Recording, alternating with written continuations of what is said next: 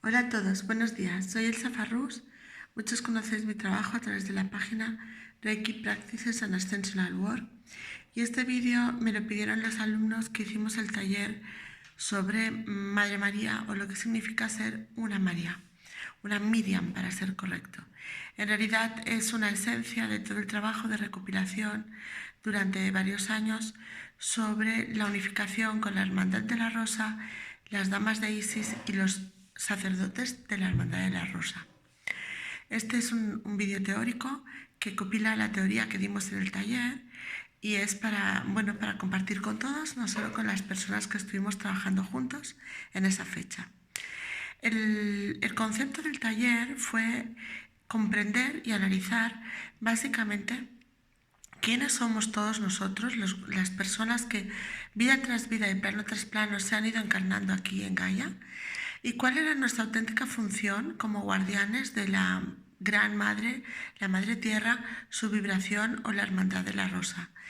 Ese trabajo fue un trabajo que llegó por canalización y que, como a mí siempre me gusta comprobar los hechos históricos, para darle un fundamento y que las personas comprendan, fui buscando plano tras plano diferentes lugares para encontrar el punto de unión que en las terapias, en las sesiones o en los talleres, a través de la canalización, tenían diferentes siglos y diferentes conceptos.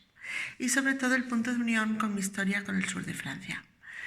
El trabajo que realizamos fue hecho el día de la Virgen del Carmen, no casualmente, ya que Miriam o Madre María en la Virgen del Carmen contiene en su brazo colgando, no sé si os acordaréis, unos escapularios.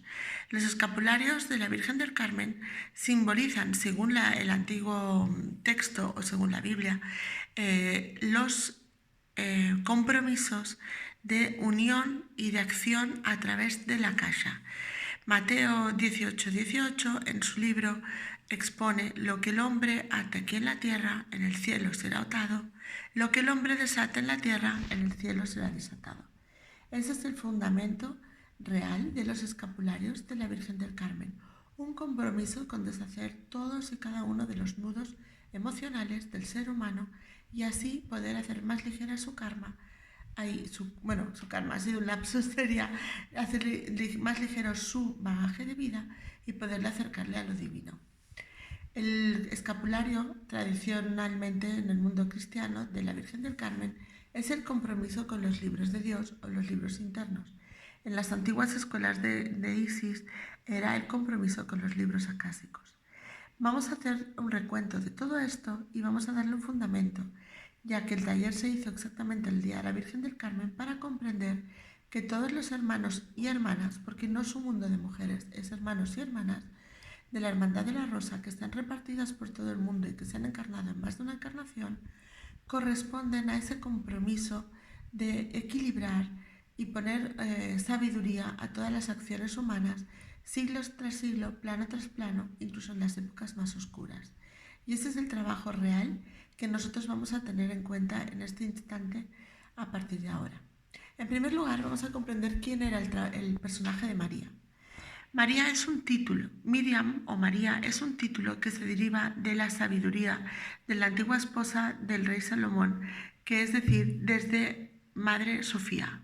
Sofía, que se encuentra en casi todos los libros de la Biblia en el Antiguo Testamento, como el de Proverbios o los Apócrifos, incluso el Eclesiástico, dice que el rey Salomón, aceptado tanto por católicos como ortodoxos, se encontró la suerte o el regalo de tener una esposa en la que la sabiduría divina se encarnó a través de ella, y gracias a eso él pudo construir sus templos.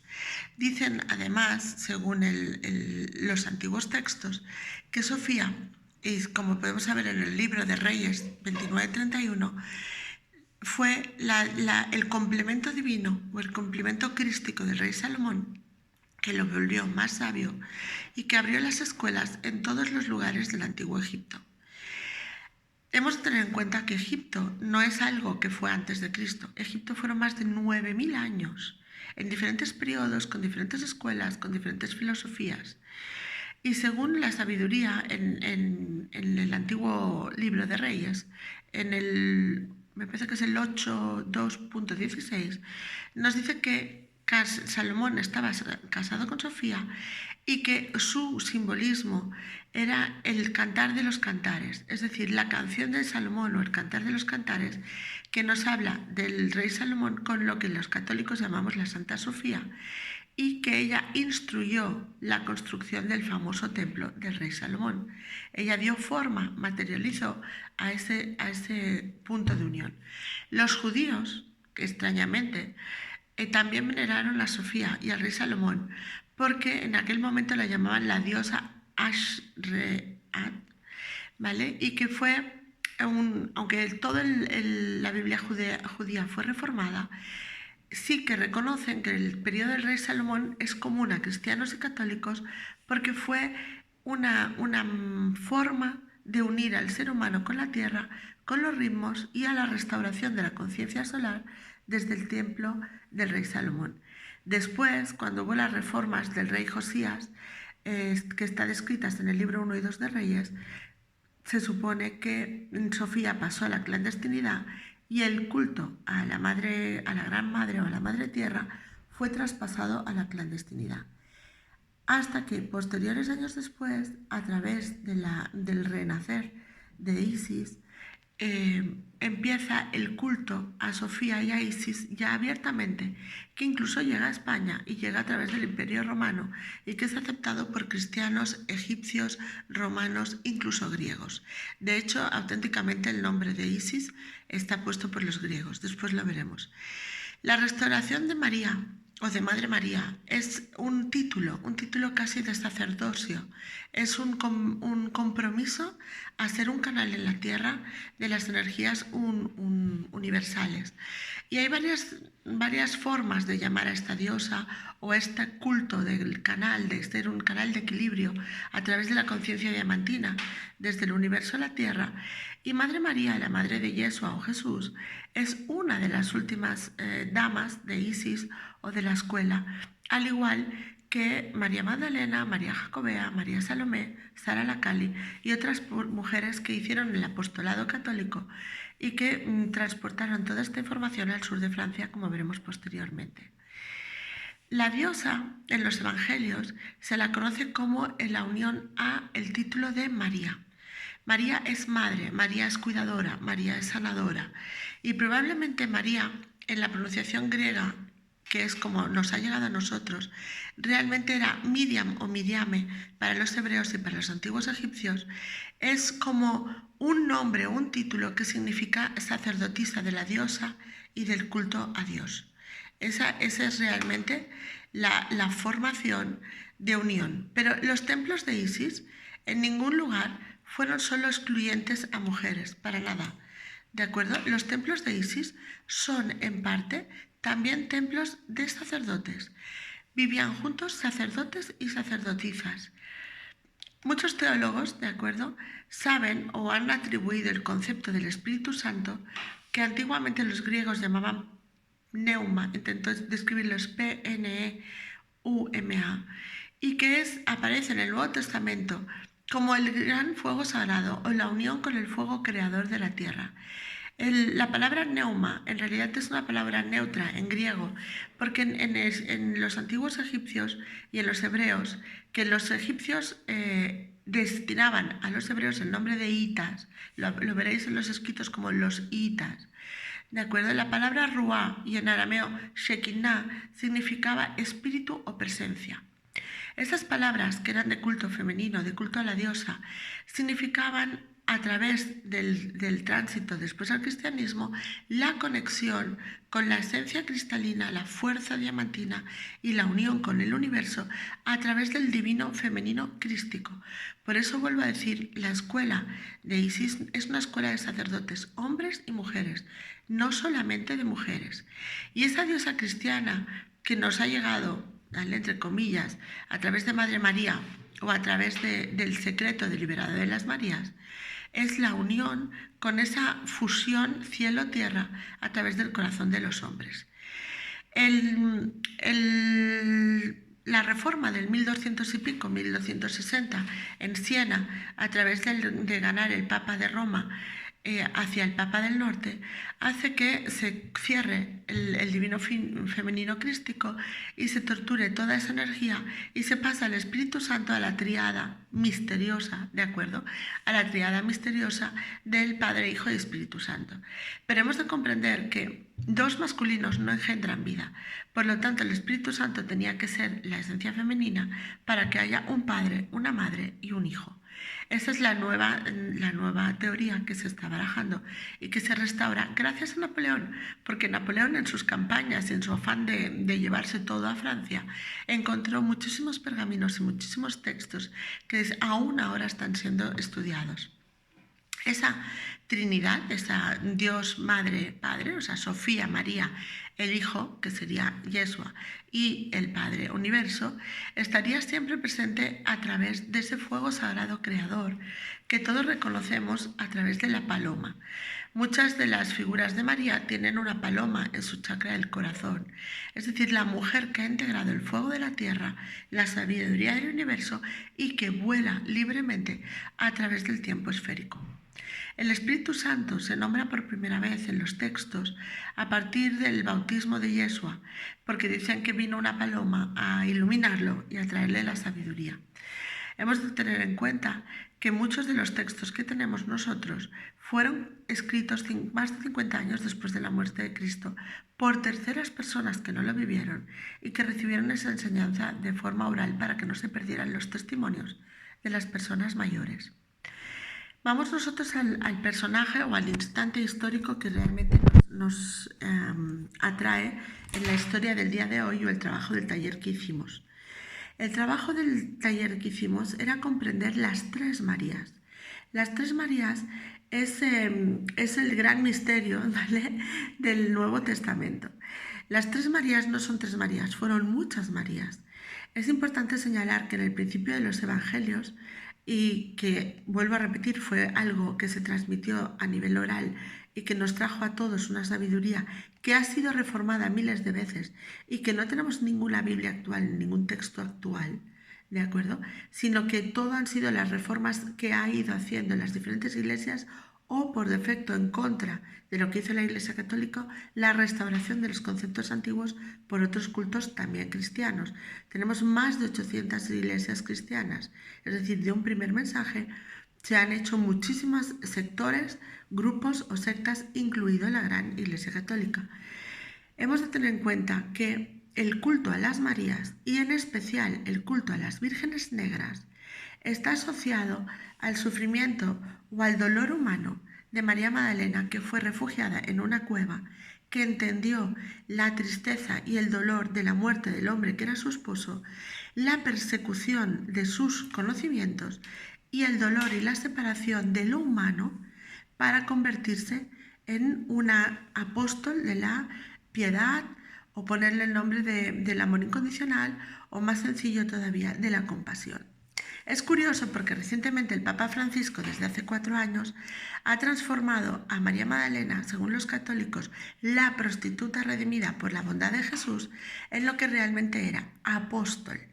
Tenemos que María Magdalena, que fue destituida en el 1260 por el Papa de Roma, vuelve a ocupar el lugar de apóstol. Pero curiosamente el Papa Francisco ha elegido el nombre de apóstol de la compasión, porque en todos los textos de la Biblia María Magdalena en ningún momento abandonó a Jesús en la cruz, cosa que Judas lo traicionó por dinero y otros mintieron por miedo o dijeron no conocerle. Así que todos los textos indican que las Marías no abandonaron en ningún momento el calvario y el dolor y el sufrimiento de Jesús. Por eso, la Reina Negra, que se llama así a las hijas de Isis desde el antiguo Egipto, conocen la oscuridad de lo humano y son capaces de transformarlo. Ese es uno de los dones de la Hermandad de la Rosa, la transformación de la realidad a través de la experiencia física. Entonces, estas escrituras, sobre todo el Cantar de los Cantares, hay una frase que dice: yo soy negro, soy hermosa, soy hija de Jerusalén. Cuando ellas son perseguidas abiertamente y no por Roma. Roma en ningún momento persigue a los cristianos. Es más, en el siglo III decide y elige ser jefe de ese grupo tan emergente, intercambia el hecho de cancelar los otros dioses y el politeísmo a cambio de ser el jefe de la Iglesia. Y es cuando empieza el camino de la Iglesia apostólica católica romana. Entonces, Roma, viendo el movimiento que empieza a haber con las guerras con Grecia, elige separar al grupo cristiano y en especial a las mujeres, ya que Grecia es politeísta y los cristianos son monoteístas. Y cuando ve que ponen precio a la cabeza de las Marías, les flota unos barcos y ellas, entre otros cristianos, emprenden viaje al sur de Francia. En principio ellas se dirigían más hacia el norte de Italia, donde iban a estar seguras en el Imperio Romano. Pero lo que ocurre es que a base de una serie de tormentas y hechos naturales, terminan por adentrarse en el sur de Francia y las marismas tremendas de la Camarga hacen de los barcos astillas y quedan refugiadas en el lugar que posteriormente todos conoceremos como les Santes Maries, porque lleva el nombre de ellas, ya que Francia regala y atribuye ese nombre a toda la concepción de alquimia, de plantas, de limpieza, de sanación, de jabones, toda esa sabiduría que ellas traían como mujeres instruidas en los templos de la vida. Después hablaremos de los templos de la vida y comprenderéis la importancia de ese lugar. Así que nosotros conocemos el hecho de que todas estas mujeres, de piel más bien negruzca, sobre todo Sara Lacali, una de las más instruidas, una de las mujeres que era médico, alquimista, astrólogo, científico y filósofo, fue la que llevó la navegación de estos barcos y la que pudo llegar a tierra. Sara Lacali recibe el culto en Les Santes Maries a través de una doble iglesia. La parte de abajo está dedicada a Sara Lacali y la parte de arriba a María Jacobea y María Salomé, hermanas de Madre María, o Miriam, como lo llamaban en su casa, también instruidas en las escuelas de la vida o escuelas de Isis. Existen ahora unas teorías antropológicas cruzadas en que, Sara Lacali se la llamaba así porque era Sara, la gitana, la egipcia, y fue la que se quedó a cuidar de las Marías en el sur de la Camarga. Pero también sabemos que Sara, la hija de Yeshua y María Magdalena, recibe el nombre por ella porque la padrinó y la cuidó. Y esa supuesta Sara, hay quien el 22 y 23 de mayo, todos los gitanos del mundo van a hacer el ritual de fertilidad a través del culto a la diosa en las Santas Marías, a través de la estatua de Sara Lacali, allí se llama Sara, y los cristianos consideran que es Santa Sara, que es el oculto de la posible hija Sara de Jesús y María Magdalena. El culto de Isis, volviendo al origen, fue muy popular en la época de Cristo. Las escuelas de Isis eran escuelas universitarias, donde las personas eran absolutamente instruidas. El origen es un poco incierto, ¿vale? Pero se estima que fue en las primeras épocas de la dinastía V de Egipto. Es donde empiezan las primeras dataciones literarias. Así como los judíos y los cristianos contamos todo lo que les sucedió a nuestros guías, los egipcios no relatan más que los hechos como jerárquicos, es decir, tal día se abre tal templo, tal día se cierra tal templo, tal día nace el emperador, tal día muere. Los escribas son realmente escribas de esa energía y en ningún momento se dedican a lo que es el cotilleo, ¿no? Estuvo casado, le pasó, le lloró. O sea, los datos que tenemos de Egipto son realmente, puramente, datos totalmente a nivel de documento, como si fuera Hacienda o si fuera el gobierno. Entonces, hemos de tener en cuenta que el nombre de Isis es un nombre que le otorgan los griegos y que el verdadero nombre egipcio lo podéis encontrar como Iset, Aset o Ast, que significa trono, y representaba ese trono que en una de sus representaciones está en la parte superior de su cabeza. Está denominada por todos los escribas y por todos los documentos como la Gran Maga, la diosa madre, la reina de los dioses, la fecundadora de la naturaleza, la diosa de la maternidad y el nacimiento. Por eso casi todas las personas que representamos esa energía siglo tras siglo, hombres y mujeres, vuelvo a decir lo mismo, Somos personas acogedoras, personas que acompañan a las personas que fallecen, personas que ayudan a hacer proyectos, que colaboran con otras personas, que nos es más fácil iniciar la vida de otra persona que la propia, porque entendemos que ayudamos a canalizar las estructuras y las fuerzas para que las personas puedan alcanzar. Y es una estructura de paternidad y maternidad arquetípica. De hecho, la cosmología antigua, ¿vale? Es lo que se llama una cosmología heliopolitania, es decir, hay una energía de paternidad y una energía de maternidad. Los guías me decían que en la Hermandad de la Rosa, parte de la Hermandad Dorada, parte de la Hermandad Blanca, los hombres casi siempre se encarnan en hombres, las mujeres casi siempre se encarnan en mujeres y actúan de paternidad o maternidad original, sana, sin poder, sin guerras. Aunque no sean padres, ellos colaboran en la paternidad de nuevas generaciones, de nuevas ideas, de nuevos conceptos, de ciudades y de ligares. Esta energía de Isis nos llega a través de los escritos de Plutarco, es decir, mucho más posterior al origen de las verdaderas escuelas del Nilo. Y bueno, parece ser, como he dicho antes, que en la dinastía V empieza a expandirse todo el Imperio Romano, una fusión entre Roma, como sabemos por muchos hechos, y que hasta el siglo VI, el 6 posterior, o sea, tener en cuenta, hasta el siglo VI, esta energía de adoración de Isis o de la Madre Diosa llega incluso a la Hispania cristiana y a la Europa cristiana. Fue en Egipto que se propagó a través de Egipto por todo el Mediterráneo y bueno, fue resistiendo también a las guerras con el cristianismo, porque durante el Imperio Romano, sobre todo en la época de Justiniano, en el año 535, los templos de Libia, de África y de Túnez quieren ser destruidos por ese emperador que no desea que haya toda esa energía. Pero todo y así sobrevive en Jordania, en Turquía, en Libia, en la isla de Delos, en Italia, en los templos de Isis de Pompeya, que han sido recientemente encontrados. En Francia y Alemania existe el santuario de Isis y también de la Mater Magna Nuncia, es decir, se le otorga a la Virgen María y se le cambia el nombre de Isis. En España tenemos el templo de Isis en Baelo Claudia y en lo que se nombra como la Cartago Nueva, la Nueva Cartagena. Entonces, nosotros tenemos toda esa mitología comparada, pero lo que sí hemos de tener en cuenta que de cada cosa de estas podemos escribir libros enteros y es apasionante el estudiar toda esta antropología religiosa y cómo los seres humanos siempre queremos ponerle un nombre nuevo a lo que realmente ya existe y que forma parte de todos. Hemos de tener en cuenta que ese culto se transforma, sobre todo en Europa, al culto de la Virgen María. Es una de las últimas sacerdotisas de Isis. La Madre María es de una familia muy rica, una familia riquísima, de origen esenia, que es Santa Ana y Joaquín, ¿vale? Los conocemos así, la abuela y abuelo de Jesús, y que además son grandes, grandes comerciantes. Y ellos deciden el matrimonio entre José y María.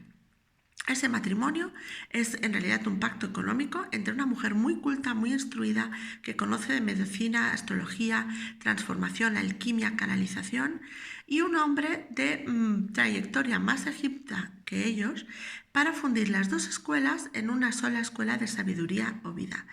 Este nombre de Miriam se conoce como la esposa de Dios, la madre de Dios y la energía de lactar. O sea, por eso una de las representaciones de Isis muchas veces es esa mujer lactando al universo. María lactar o María lactante es el simbolismo de instruir o dar conciencia a las diferentes personas. Y esa es la energía que nosotros nos llega a través desde los rituales de Isis hasta la Inmaculada Concepción o los diferentes aspectos de Madre María jugando con su bebé. Todos los sacerdotes y sacerdotisas han sido iniciadas en cultos y en matemáticas y en muchas destrezas. Para ellos, el pueblo los considera hombres dioses porque son el canal de comunicación con otros planos. Y además tienen un aliento vital, que sería, si os acordáis la imagen de la Virgen milagrosa que saca luz desde sus manos, ese aliento vital es la unión con la Madre Tierra y con el universo a través del chakra del corazón. Lo que ahora nosotros llamaríamos sanación a través de la luz, sanación de códigos de luz o Reiki, ¿vale? Esa energía que se le otorgaba a estos hombres dioses de las escuelas de la vida siempre han sido participados de personas con un coeficiente intelectual alto y con una capacidad de aprender y de muchísima justicia. De hecho, recibe el nombre de la Maat Celeste, que aún las personas siguen teniendo. Casi todas las personas canalizadoras no tienen mucha autoestima, no nos importa que nos dañen, pero como toquen a uno de los nosotros o haya una injusticia con animales, ancianos o entorno, ahí saltamos todos directamente al cuello. Esa esencia de Dios-diosa que vive en el corazón crístico del divino femenino, tanto en hombres como mujeres, y sobre todo ha sido muy sostenido en los últimos siglos por las mujeres y por algunos hombres altamente sensibles, porque por ser sensible y ser femenino no implica para nada perder la masculinidad. Todo ello tiene un contenido de sanación a través de la unión con la tierra. Gracias a Napoleón, ¿vale? En sus cartas, sus tratados y sus rescates, llamaron a esto la magna ciencia. De hecho, Napoleón quería conocer esta ciencia, igual que en la dichosa persecución por Himmler, del Grial, creyendo que era algo que se podía poseer y a partir de aquí se podía transformar o alquimizar las diferentes cosas. Este trabajo de Isis, ¿vale? De la magna ciencia, es cuando ella despliega las alas y vuela entre universos. La capacidad para moverse en el Akasha, en los diferentes planos, sectores o lugares, es lo que dignifica un hombre medicina o una mujer medicina, un chamán auténtico, una chamana auténtica, y la conciencia lemuriana rescatada a través de Egipto y que ha sido sostenida en diferentes periodos: Avalon, indios Lakota, incas, mayas y en la actualidad en el proceso de ascensión. Es ese grupo de hombres y mujeres que encarnan con una sola función: restaurar la propia luz de las personas y la sabiduría de las personas a ellos mismos. El mismo nombre recibe el templo de la diosa. Los templos de la diosa o escuelas de la vida o escuelas de Isis serían lo homónimo a las universidades o facultades ahora. De hecho, el primer templo lleva el nombre de Isidón, es decir, lugar donde podemos adquirir ciencia del ser crístico, del ser solar. Pensar que los que aman a Kenatón y a las escuelas de Isis no aman el Egipto. ¿Vale? El Egipto fue muy cruel, Egipto fue muy denso, Egipto tuvo muchas cosas, solo hubo dos periodos: el de Akenatón, que restauró la conciencia solar, y el de Isis como culto a la conciencia del ser, cuyo nombre técnico es Isidón. Es decir, donde cada uno podemos piadosamente, a través de comprender, amar y entender el origen de nuestro nudo de vida, abrir la compasión, y a partir de la compasión y la comprensión de los hechos y el para qué elegimos cruzar esas energías vitales, empieza lo que es el proceso cognitivo de ascensión individual como el que estamos viviendo ahora. Solo que ahora lo hacemos pasivamente y entonces era persona por persona. Esas casas de la vida también fueron las que se conocen como Heliópolis, ¿vale? Sais, Memphis, Hermópolis, junto a Abidos y Tebas. Esas escuelas de la vida tienen un sentido totalmente, según el señor Barriquem, que afirma que los antiguos egipcios se interesaron enormemente por el concepto de un universo entendido como el equilibrio entre dos fuerzas contrarias, entre el orden y el desorden. Y para eso los egipcios crean un ideal de reflejo social en la tierra como reflejo del orden divino, es decir, ser capaz de sostener el ser, el amor y la compasión frente al caos externo. ¿Os suena de algo? ¿Tendrá que ver con lo que estamos pasando ahora? Pues toda esta época, ¿vale?, de los reyes fue muy cuidadosamente guardada en estas casas de la vida y fueron transmitidos pues leyes, historia, política, astronomía, psicología, medicina, y ese es el secreto de las Marías. Ese es el secreto, esos colegios iniciáticos de enseñanza global multidisciplinaria donde la persona puede comprender la cosmología humana y abrirse al universo. Entre ellos, el colegio de Heliópolis fue destacado por sus teólogos, sus astrólogos, sus magos y sus ritualistas. La escuela de la vida de Memphis fue más conocida por la arquitectura, los escultores y los artesanos en general.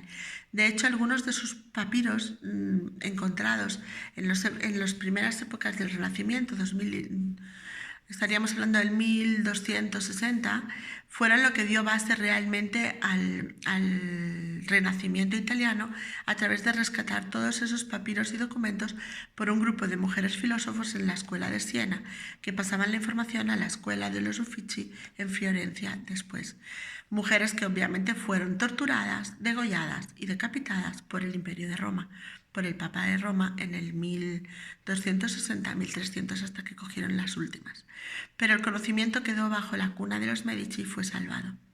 Muchos de nosotros hemos celebrado año tras año el solsticio de San Juan, pero muchos de nosotros no sabemos qué es el reconocimiento a ese fuego sagrado, a esa energía K de la tierra, y que esa energía sagrada está plasmada siempre a través de un sol y de la paloma, el famoso Espíritu Santo, fuego sagrado, a través de la imagen de María. De hecho, hay muchas vírgenes Marías que tienen un sol en su corazón o un sol en el segundo chakra.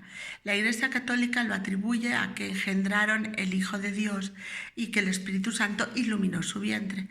Pero en realidad es la integración de la conciencia solar o bien a nivel de conciencia diamantina para crear realidades o bien a nivel de conciencia diamantina a nivel de segundo chakra, es decir, la co-creación de la realidad en el Akasha, hacer y deshacer esos nudos que los humanos creábamos, que Mateo 18:18 cita en su testamento.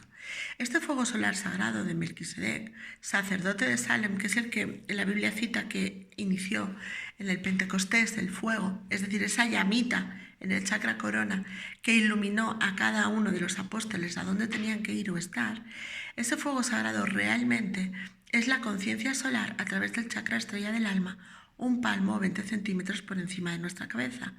Toda esa energía viene a restablecer la propia luz, la unión con la fuente, desde la llama trina, es decir, sabiduría divina, amor divino y voluntad divina. Y esa llama trina es la esencia realmente del amor divino a través de los actos de la compasión. Por eso es tan divertido que el Papa Francisco restaure, tan sincrónico, ¿vale?, que nos gusta mucho esa palabra, que restaure a María Magdalena, mujer esposa de Jesús, prostituta y ahora apóstol, como apóstol de la compasión. María Magdalena lleva todo este conocimiento a través del sur de Francia y por miedo a las persecuciones se aleja del grupo de las Marías en dirección a lo que conocemos como Saint-Maximin o la Santa Baume, donde se aloja en las grutas de la Santa Baume.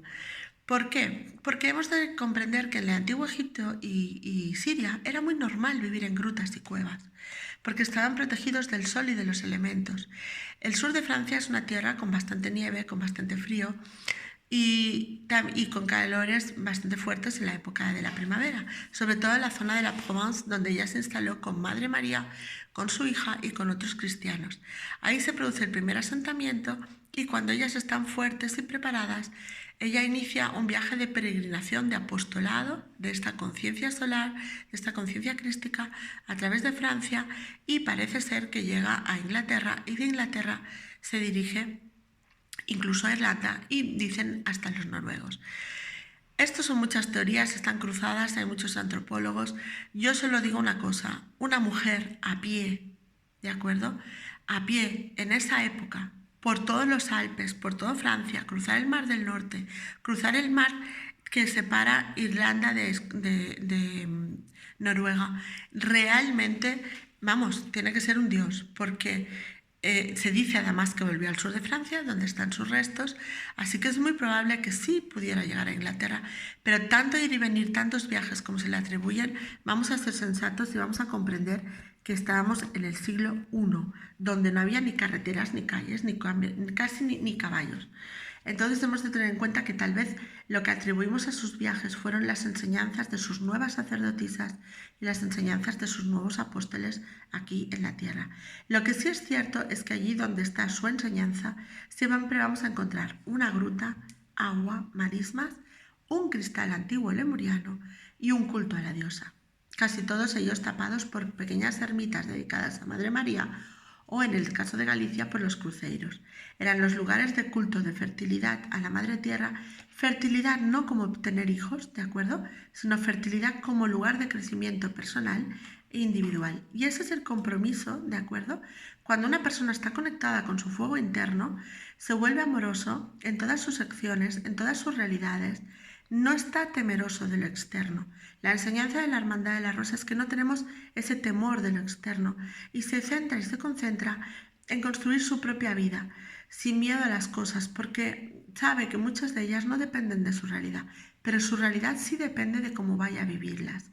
Esta energía que estamos integrando ahora en esta etapa de ascensión es el renacer de la Gran Madre, el renacer de la energía divino-crística femenina, tanto en hombres como mujeres, y es lo que va a marcar el cambio personal, sobre todo en este portal de agosto, es decir, desde este 11 de agosto al 31 de agosto, y es la separación entre los dos mundos, el mundo que se construye desde el fuego sagrado cósmico o el Ka, y el mundo que se construye por poder, y no van a ser compatibles, como el agua y el aceite no van a mezclarse.